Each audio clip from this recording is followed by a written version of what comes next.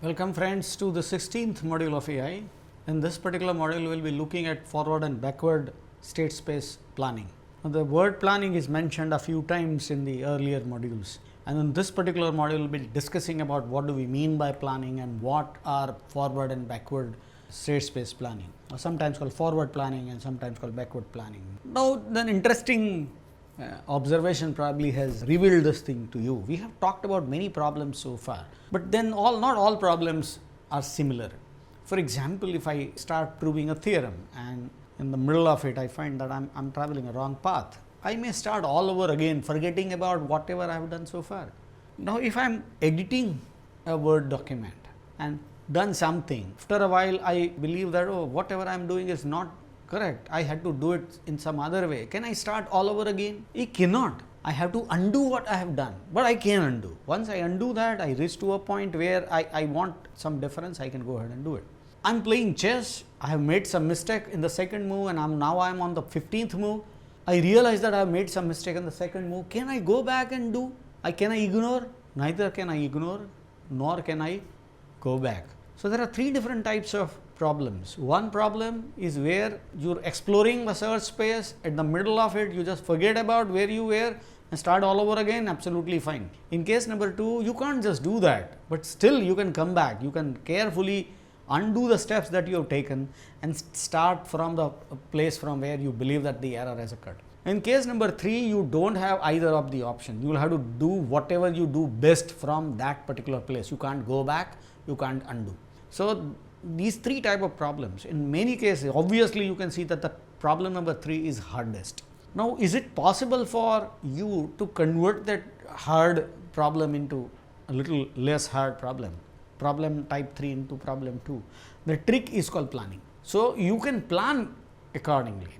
I talked about a case where you are planning your travel or you are actually traveling. When you are actually traveling, you can't go back and restart, okay, that I have already mentioned. So actual traveling is the type 3 problem. You can't just do it. In fact, sometimes it is type 2, you can go back and then retake, but that additional burden that you will have to anyway take. So if you start planning, in case of chess, the great thing is to plan, see what you will play, what the opponent is going to respond and what will be your response and so on and so forth. Based on that, you can decide your move now. So planning helps you improve this thing. Anyway, planning is also very important for AI programs. Planning is important for everything, but planning is very useful for planning a solution, because when you plan a solution well in advance, especially for problems like problem type 3, it will help you finding out the best path, because you will not be in a position to come back and choose a better path at the later stage. Before we start planning, we have to have a set of objectives. Now, it's very important because the plan always is based on the set of objectives that you choose. Let us take a very simple example of finding a route from one city to the other. Now, if your objective is to minimize cost, okay, you may choose, you may just pick up cycle, because that's the best option. But that might take 2 hours to reach to that city, but that's just fine. It's cost effective, the best cost effective solution. If you prefer the user convenience as your objective, you may prefer a luxury car to travel. But somebody else would like to look at cost as well as the luxury, probably would prefer a two-wheeler. So given a different set of objective, the planning is going to change. Not only that, in this case also, there may be multiple paths from one city to the other. One is a very short path, but very crowded. So if you want to travel by car, that road is not very good. You may prefer a road which is longer but with less traffic. So your planning is going to change based on your objective. So this objective is very important. So what are objectives? In fact, 2 things you need for the planning. What we want to do is based on our objectives, and second, obviously, how we are going to do that, the outcome. And what is the outcome? Usually the outcome is sequence of moves, move 1, move 2, move 3, move 4. And if you look at the previous module, they are called actions. The agent take actions. Okay, basically action is an implementation of a rule, and there is some difference also. Let me talk about that difference right now. When I say that a chess, a piece has moved 2 rows in advance to 2 rows, a piece advanced to 2 rows. That is the statement and the rule. Okay, so when the rule is applied, the matrix, the program changes, but actual movement must take place. So agent basically is doing that. it moves that piece forward. So, action actually applies the rule. So, is the implementation of the rule. How the rule is implemented in real world is described by action. So, when you want to apply an action, is very similar. Remember, the rule and action are quite similar. Action is just implementation of it. If you want to apply a rule or apply an action in a given state, there are two things needed. The first thing is the prerequisite. If I want to move that piece further, you know that if I want to move that piece 2 rows ahead, both rows must not contain any other piece. So, that is the prerequisite. If the prerequisite does not hold, I cannot generate this rule. So, this action is not possible if the cell on which I want to move is occupied. Okay? So, that I cannot do. So, the prerequisite must match, okay, for the actions to apply.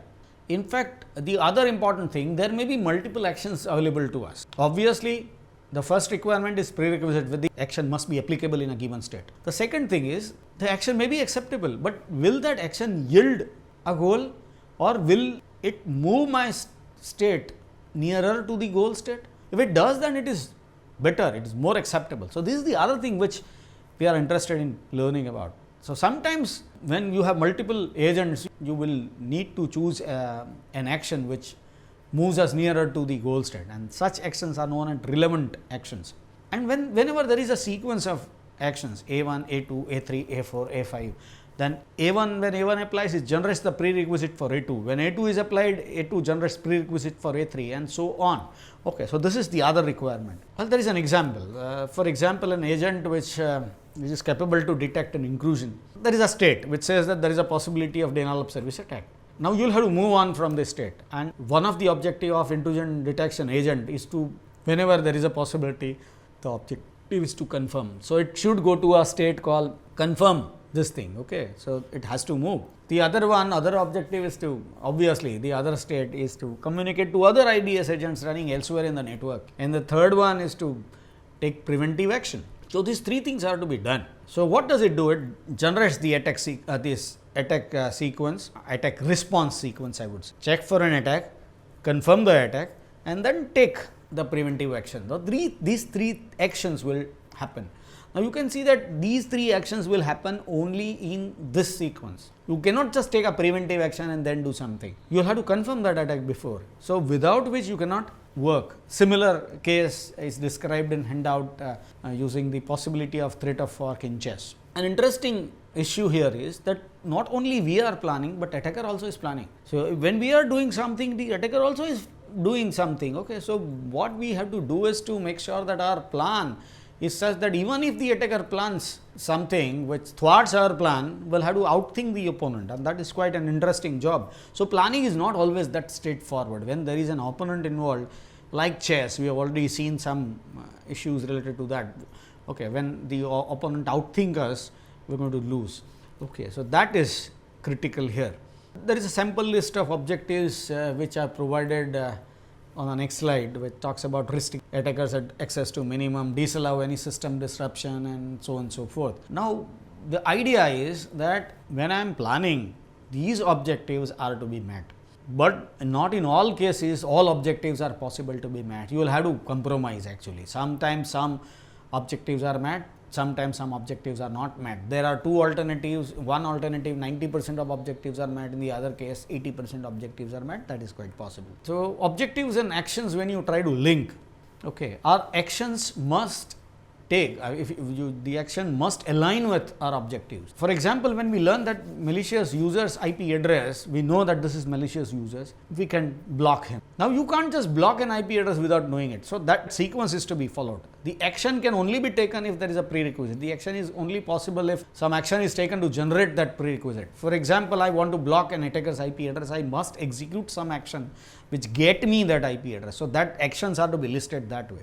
Now, I like when we start from the start state and when we reach to the goal state, we continuously make sure that the objectives are addressed. Then there are two different type of constraints. I call them soft and hard constraints, and I take an analogy to explain what these things are, and taken it from an academics domain. There is a timetable which is being prepared. Now, one constraint says that a teacher cannot take two classes at the same point of time. Now, this is a hard constraint. You cannot violate even if you wish to.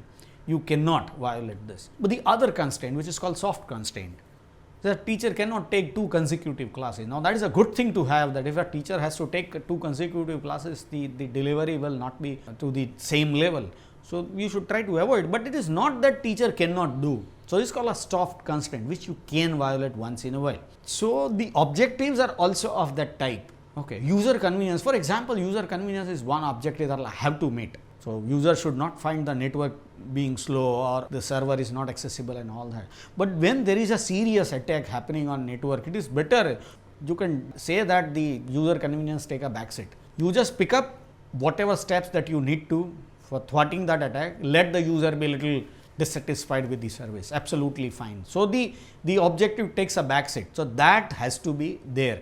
So this is additional issue. What you're supposed to do is to find out hard and soft constraints and follow a path which help you manage both types of constraints. Okay, and based on that you decide what your performance is. And there are many types of planning, simple and detailed planning. So simple planning, you don't do much, you just narrate and it is done faster. But the issue is that detailing may be different and might create an issue. Detailed planning is better because you don't need to worry while you are implementing, but then it takes more time. Okay, but then there are other issues. For example, one is whether the world is predictable. So you say that I'll take this, where the world will be like this, and then I take a further step.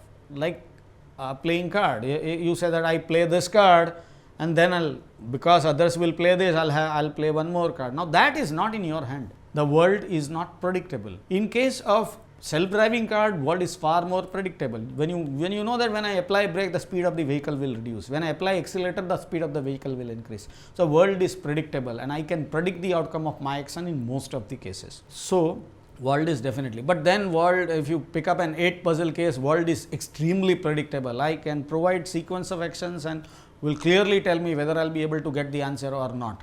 Driving car is not all that predictable, and playing card is almost unpredictable compared to that. The third one, the next one, world is changing while it is being deliberated. Now you have the situation, now you're thinking about taking a next step. By the time the world changes or not, in case of chess, you have the chess board, the opponent has played his move, and you will have to play your own move. But before that, you may think for a while, 2 minutes, 5 minutes, 10 minutes, the world is not going to change. The world is going to remain the same. Unlike that, in a self-driving car, the world might change, and it is changing actually. If the self-driving car takes 5 seconds to take a decision, it wants to take a right turn, and it looks at everything and start the right indicator and everything. It looks at the right mirror and all that, and it's working on it, and 5 seconds elapsed in that. And can it do it again? Like it has to, in fact, look at the right mirror just before it plunges. It changes the direction. Why? Because the world is changing, and last 5 seconds there is probability of some other vehicle come in the view and come in such a way that if it takes a right turn, now it might meet with an accident. So the world is changing. So that's the other issue. The fourth one is whether the world is completely visible or not. Sometimes the world is pretty visible. In case of chess, the world is completely visible. The self-driving car, if there is no weather related issue, is again quite visible. In case of cards, no, the world is not visible.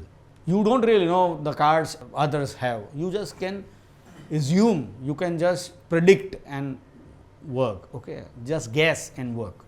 So for each one of them, you require different types of planning. And why we are using, again, let me tell you why we are talking about agent-based issues, search. Agent-based search is the same as the other search that we have seen, but it is more explicit and detailed. Why? Because when I say that I take a right turn in a graph based that thing, I said right turn and done. But what is right turn? In case of agent based, it says that the right turn, there is an action, there is something which is to be done for taking a right turn. Okay, so that detailed procedure is specified. Not only that, there is something which implements that also. Okay, for example, it says that it will move the steering wheel in a typical clockwise fashion to do it. So that algorithm, that process is also provided. So it basically contains a program which implements that action, that rule, okay, so which I have already told you, that action implements the rule. So here it is the example. We become more explicit. And that planning, when we plan, there are two different ways to plan. One is use planning based on the previous experience that I have. For example, I'll have to plan a conference, and I have 20, 30 conferences planned already, and what I have learned over the years, I may use to organize the next conference that I am going to organize. It is quite possible that next time I have to organize an international conference. I have never done that, but then my own experience, partial experience of organizing national conference may help me. I may be given a job which I have never done in past, and I will have to give a fresh look and do it all over again. Okay, so these two different cases. First one is called case based reasoning. You just, whenever you have a problem, the agent has a problem to do. Okay, that case based reasoning is the other one. The case based reasoning is a very simple way of reasoning. Whenever you come across a problem, you just look at in your database. If there is a problem which looks similar, find out the solution that we have taken and apply that. For example, I am an intrusion detection agent. What I will do is when I encounter a new attack, I just try to compare this attack with the attacks that I have already seen in past. If I find a similar attack, I will find out what did I do to solve that problem, okay, and then I will follow that process. Okay, so but then if a fresh case, I will have to follow a different approach. Usually something that I have already done. I apply heuristic, I generate the search space and I move across the search space. Hopefully I will reach to a goal state.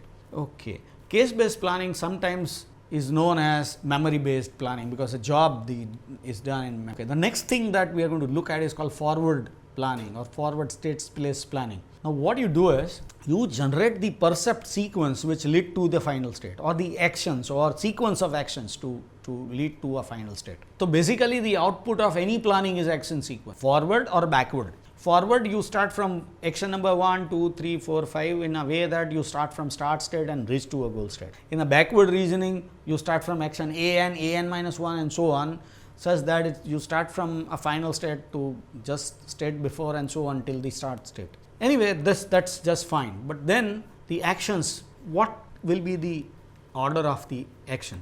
In one case, both the actions, action A1 must appear, one must execute before action A2, then it is called strict ordering. For example, pressing a clutch and changing the gear. Now A1 must happen before A2. Okay, if you don't do that, it will not happen. So that's strict ordering.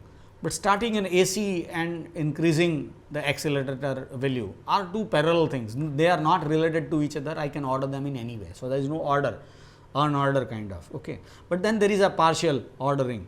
For example, I can start the AC or change the gear, but then that only happens after starting the car, without which I cannot do it. So that's called partial ordering.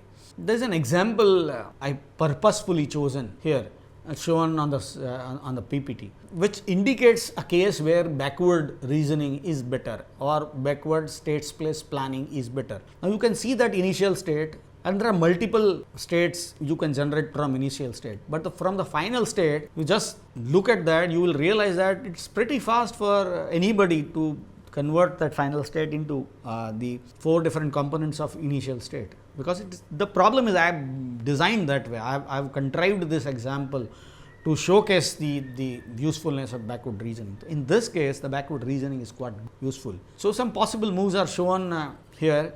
So if you begin with the start state, what you can do is there are two things. One, pick up a block on the top and put it on the table, or you can put it on some other stack. Okay, there are 5 stacks in the beginning. So there are plenty of options available. So the first row talks about putting G on the table, then D on the table, then C on the table. So the topmost item we are putting on the table. So that's one. Second one, picking up G and putting it on top of C. Next one, D, picking up D and putting it on top of somewhere. Okay, the next one, C, and putting it top of somewhere. So you can see that there are plenty of options available. If you move backward, this is not going to happen. Move backward, only possible state is putting A back on table, and this is the only possible option, and that's why it is better, because you only have one option. Okay, when there is one option, you don't need to choose, and it becomes fast, and that sometimes is called branching factor. Branching factor in the forward direction is very high, branching factor in the backward direction is very small. Sometimes backward planning is also known as goal directed reasoning, but then you might take some steps. It's very important for you to also see whether that is in the right direction. I said I use the word relevant. So sometimes you will have to also see whether the move is relevant or not. And this is not heuristic. Please understand this. I am not talking about heuristic right now.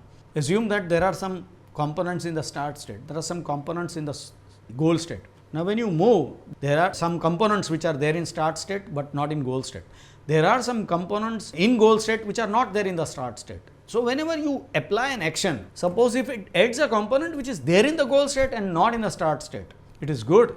It deletes a component which is there in the start state and not in the final state, then also it is good. Now, these two important things indicate that this action will convert the current state into a state which is nearer to goal state than the start state and moving it from start state to goal state. Now, that is important here. But then many a times, that is one thing, the relevance of a state, that is one thing which I wanted to talk about. The other one is that the planning is unaware about interdependency of sub components, and this whatever I have discussed about is not very important, not very useful.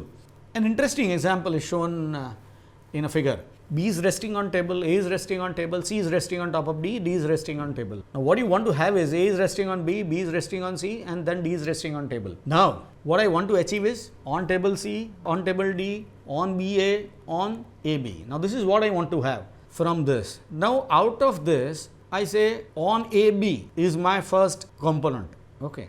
If I try to achieve that using this, the problem is, and you can see that if I place A on top of B, it is nearer to the goal state, but it is not goal state. In fact, it is, I have to break it apart again. Now, this is very similar to something that we have seen while we discussed about local and global heuristic functions. Though I am going towards goal state, this is not the right way of doing it. So, these are interconnecting goals. So, what I am talking about, the relevance and component and all that, is only important or useful if the goals are not interdependent, the sub goals are not interdependent. If they are interdependent, I may solve on AB, which makes the start state nearer to the goal state. Well, I will not reach to goal state if I do that. Okay. The next important thing is to say, in a given case, which one should I use? Should I use a forward reasoning or backward reasoning? There are many ways to say. We have already talked about the branching factor. The branching factor from start state to end state is more than we should not try from goal state. But then there are other alternatives. For example, other alternative ways to judge this. For example, if I tell you to go to a place which is unknown to you, from a place which is known, your home, or the option, you can start from that unknown place. Most of us will prefer to start from that unknown place, because from that unknown place you travel in any direction, you reach to a place which is known to you, you can always connect that to your home. So, you can always come back. What does it mean? If you start from your home state and would like to complete, you will have to be there at the place where you want to be, because in unknown place you don't know from where you will reach there. So, without you reaching there, you don't really know whether you have reached to a goal state. Unlike that, number of options when you start with an unknown place is plenty, and all of them are start state for you.